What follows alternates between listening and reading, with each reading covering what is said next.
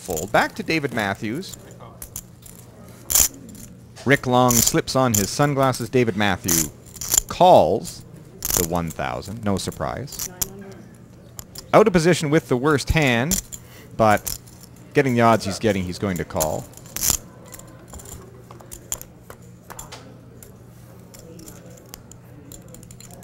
The flop is 6, Jack, 3. David misses. Checks. Rick Long checks behind. I don't like that check. Turn is a 3. 1,000. David Matthew checks again, and now Rick Long bets 1,000. It's a small bet. David Matthews' 2 checks have Rick believing his ace-6 is the best hand, and it is, in fact, the best hand. David Matthew calls, struggling to understand that call. He has absolutely nothing and no draw. Presumably he is calling intending to bluff the river. Not a bad play. He's hit the 9 of spades on the river. He now actually has the best hand. 5,000. And he bets 5,000. I can't think that that was his plan. I think he was calling intending to bluff. He probably bets 5,000 no matter what comes on the river. He's gotten lucky and had the 9 hit. Rick's going to give that some thought. Call. Rick will call. David shows his hand. I don't think David thinks he's got the best hand. When he gets called, I don't think he believes his 9 is the best. It is the best, and that one is going to puzzle the other players. They've got a problem on their hands, and their problem's name is Toronto David Matthew. Here is your Party Poker Canadian Poker Championship leaderboard. In 5th place, a player that's too young to play in the United States, 20-year-old American Shannon Shore with 37,525 chips. In 4th place, playing poker for 45 years, Bob Flopasette West with 39,150 chips. In 3rd place, from Michigan, although an honorary Canadian, Troy Otto with 42,925 chips. In 2nd place, an everyday game for an everyday man. It's Toronto David Matthew with 47,100 chips. In 1st place, stacking chips and talking smack, Weber King Kang, 55,900 chips.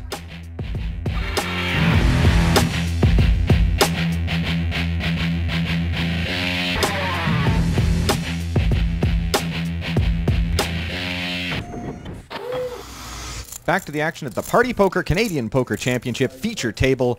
David Toronto Matthew stacking up the chips from his 9-8 offsuit victory, rivering the 9. The players at this table have to be wondering, what's this guy all about? He shows up ramming and jamming. He's not folding hands. I think it was okay. I think he was getting ready to bluff. 9-10 offsuit for Glenn Blankenship. He folds to David Matthew, who is looking at a king-queen of clubs. He's back at it. Puts in a raise. Makes it 1,700 to go. He's unrelenting. And you know, the players are wondering, what's going on with this guy? He's hard to play against. Pocket jacks for David Winters. And he's going to re-raise 3,000. It's not actually a legal raise. Has to be to 3,100. It's 100 chips too few. They're going to let it go. Folds back around to David Matthew, who's going to take a hard look at David Winters and wants to know, well, he's questioning the legality of the bet. He raised the blind by, he made it 17, so minus the 4. They're going to let it go. They're going to let it go, and David Matthew is going to call. 2 players to the flop. David Winters with position and the best hand. David Matthew now has the best hand. He's flop top pair, and he checks. Setting the trap.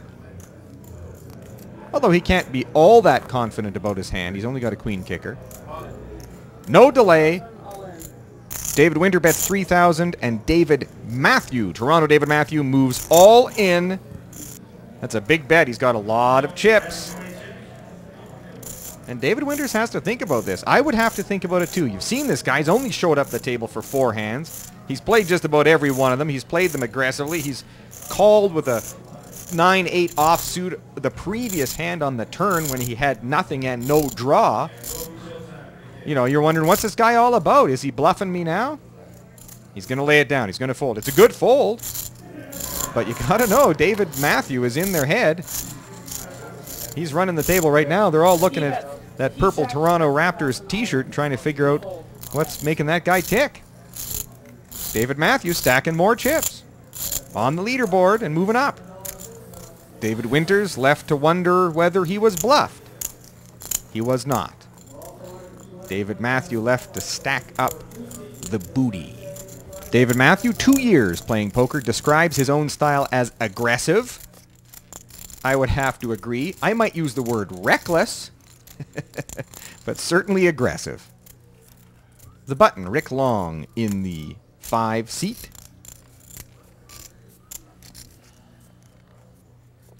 Shannon Shore, the small blind, and David Winters, the big blind.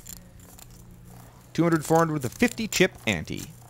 Jeff Spanky Cheevers, Queen 9 in early position. He'll let that go, of course. To our chip leader, Weber Kang, who is also in early position with a 9 of clubs, King of spades.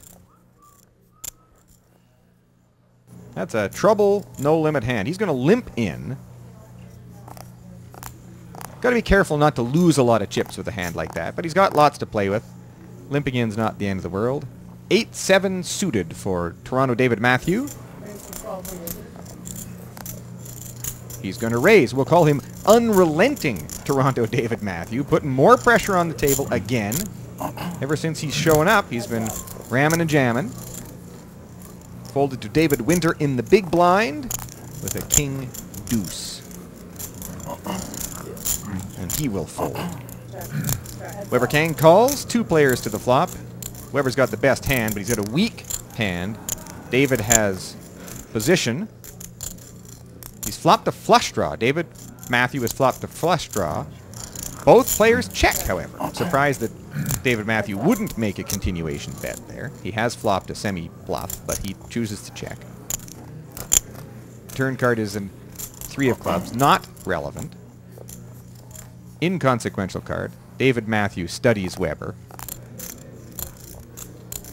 And Weber's going to bluff at it. He's going to put out a bet of 2,200 chips. David Matthew will call with his flush draw. He's calling 2,200 into a pot of 5,600. Not quite getting the odds for the flush draw, but if he can make any more money on the river, he'll be in good shape. He's hit the 8 of diamonds. David Matthew has the best hand, but he has missed his flush draw. Weber Kang is going to bluff at it again. He puts out a bet of 3,500 chips. Nice size bet. Almost half the pot. Really, the only thing that David can beat is a bluff. He will call. Nice call. Nice call.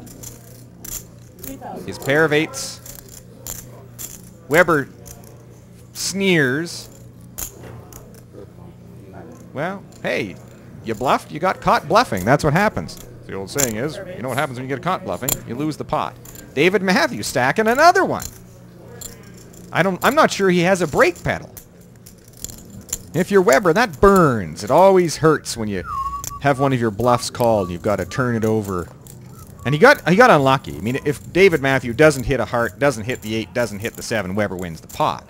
He gets unlucky. He makes a bluff on the river that will succeed a high percentage of the time. He gets unlucky that David Matthew both hit the hand and was willing to call. But Weber's burning. And I think more evidence that the table will be wondering what is up with that guy, that Toronto David Matthew. Weber, under the gun. 5 of diamonds, 3 of spades.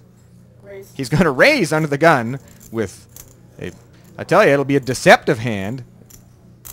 King, Jack of spades. Immediately on Weber's left for David Gallant. And he'll fold. That is a really weak hand under the gun. But Weber's got lots of chips to make that raise. Around to Jeff Spanky Cheevers in the big blind with pocket 10s. And Jeff has been getting a little short stacked. I would expect he'll play these. He moves all in. Nice play. Of course, a really nice play considering